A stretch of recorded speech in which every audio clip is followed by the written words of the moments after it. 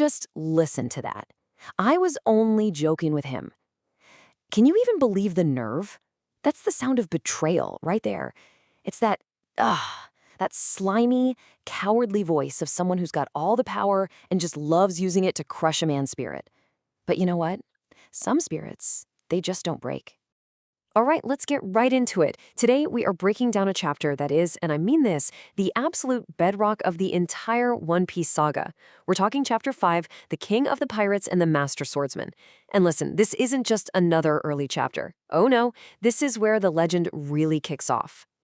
So our story starts with a promise, but this isn't the hopeful kind. Nope, this promise is built on a foundation that's completely rotten with lies and corruption. Okay, so let's do a super quick recap just so we're all on the same page. Monkey D. Luffy and, his pretty unlikely buddy Kobe, they've just rolled into Shell's Town. And their whole mission? Find the infamous pirate hunter Zoro. Why?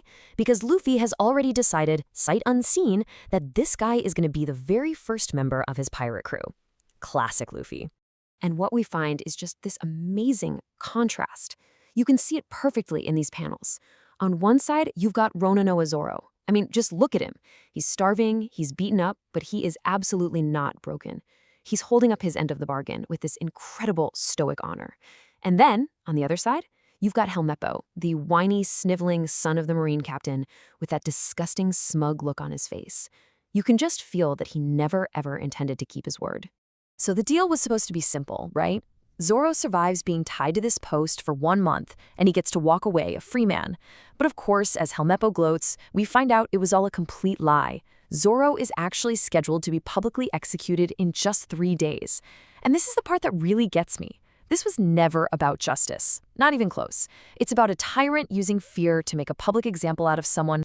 Now Luffy, who, as we know, values promises and loyalty more than almost anything, he hears this. And well, he does what Luffy does best. There's no talking, no hesitation, just one, oh, so satisfying punch that sends that spoiled brat flying. And with that one punch, everything changes.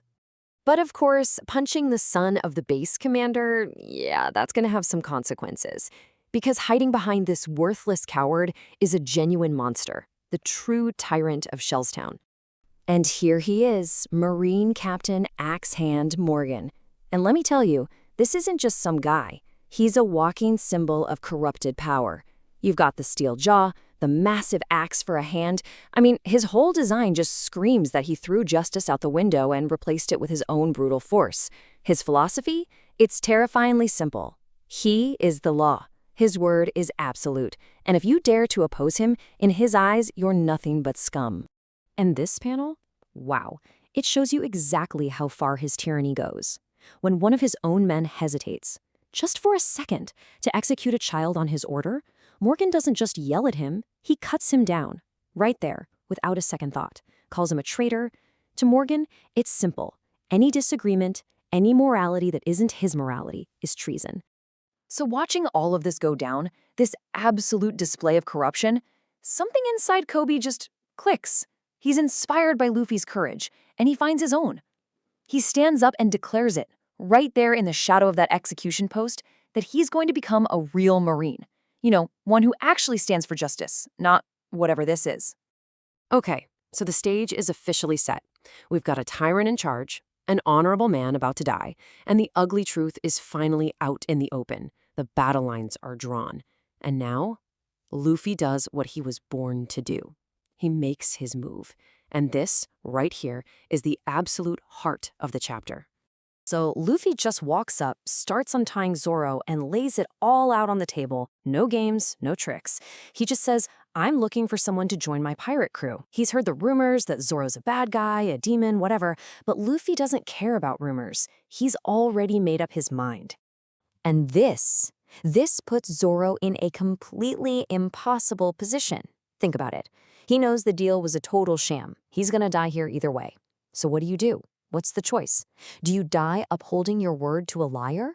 Or do you throw that principle away to live, but as a pirate, an outlaw? So Zoro asks Luffy, who are you? And the answer he gets, it's not just a name, it's a full-on declaration of war against the entire world. And he says it with this absolutely unwavering, confident grin. I am the one who will become the Pirate King. Seriously, in this one moment, Luffy stops being just some kid in a straw hat. He's a force of nature. And that conviction, that's all it takes. Faced with a choice between a completely meaningless death or teaming up with this insane, ridiculously ambitious guy, Zoro makes his choice. Forget it. I'll become a pirate. Boom. And right there, with those words, the very first bond of the Straw Hat crew is forged. But hey, joining is one thing. Surviving is something else entirely. So what's Luffy's first order of business as a new captain? Get his swordsmen his swords. And the action kicks off, like, right now. So Luffy gets inside the marine base and oops, runs into a problem. Armed guards. His solution? It is pure 100% Luffy genius. He just grabs the nearest coward, which happens to be Homopo, and uses him as a human shield. It's kind of brutal, totally effective, and honestly, it's pretty hilarious. Luffy gets back to the courtyard just in the nick of time and tosses Zoro his 3 katanas. And you gotta look at this panel. This isn't just a guy getting his weapons back. No way. This is a storm being unleashed. For an entire month, Zoro's real power, his whole identity, has been locked away by a liar's promise. And now it's finally free. And then we see it. The reveal that becomes absolutely legendary.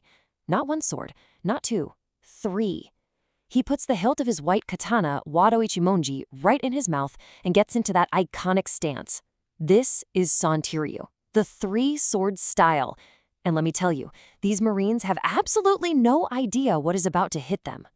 What happens next is, well, it's short, it's decisive, and it establishes a brand new dynamic on the seas. Together, Luffy and Zoro just tear through the Marines. They even take down Captain Morgan himself. And as that tyrant falls, something new is born. This isn't just a win, it's a statement. This is the exact moment the King of the Pirates found his master swordsman. So, when you boil it all down, what's the big takeaway from this amazing chapter? Well, it shows us that, yeah, a liar's promise can break a deal, but the conviction of a future king, that can forge a bond that is absolutely unbreakable. It teaches us that real freedom isn't something you're just given. Sometimes you gotta tear it away from a corrupt system. This moment, it's so much more than just a fight. It's the very first link in the Straw Hat chain, being forged in the fires of tyranny and rebellion. Okay, so they beat the captain. Awesome. But there's still just 2 guys against an entire Marine base that is now on full alert. They are completely surrounded. So the big question is, how in the world are they going to get out of this alive? We are going to have to find that out next time.